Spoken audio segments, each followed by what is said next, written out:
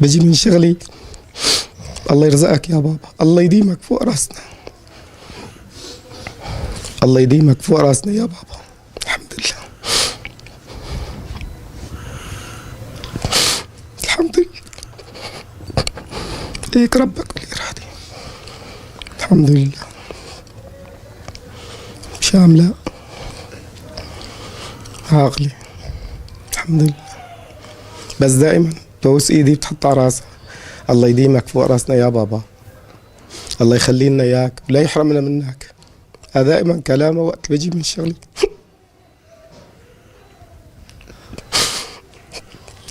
الحمد لله. شو بتشتغل يا عمي؟ عندي ماكينة حفر CNC، راوتر CNC. اي الحمد لله الحمد لله. ضليت متذكر وانت في حضن البابا؟ شو تقول له؟ بس اللي اشو فيه يا بابا قال لي ما في شي، بس صيح يا الله. صرت صيح معه، بعدين انا بح صوتي، هو لسه بصيح. بعد شوي اجوا ولاد عمي شالوا الحجار من فوقي وطالعوني واخذوني على المشفى. يلا يلا. السلام عليكم.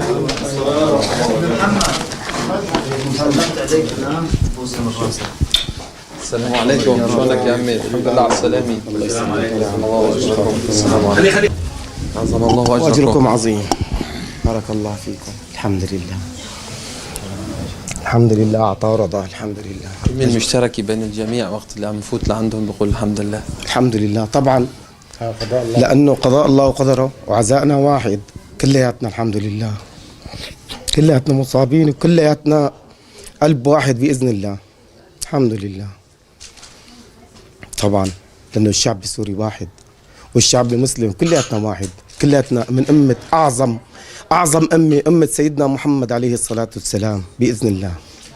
يا مشاهد، يا مشاهد عندك 3 أم عبد ومرتي وبناتي التنتين. الحمد لله أحسبهم من الشهداء بإذن الله.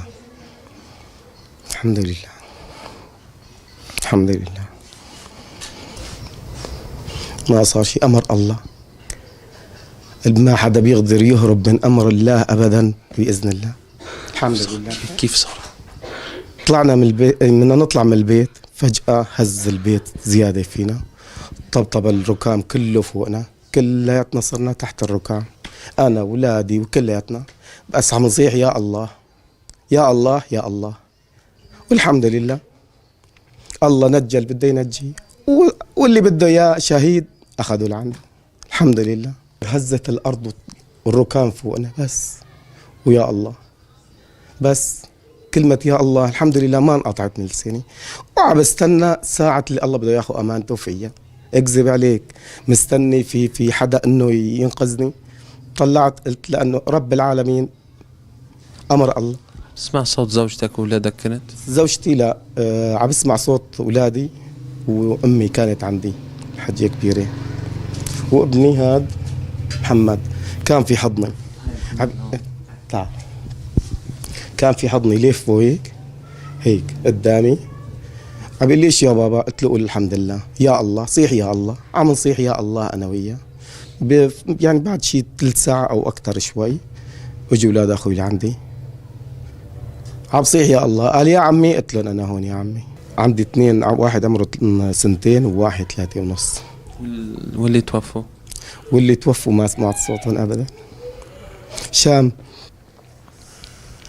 عمرها 6 سنين، حيط روضة 5 ونص، والكبيرة 16 سنة ومعبده.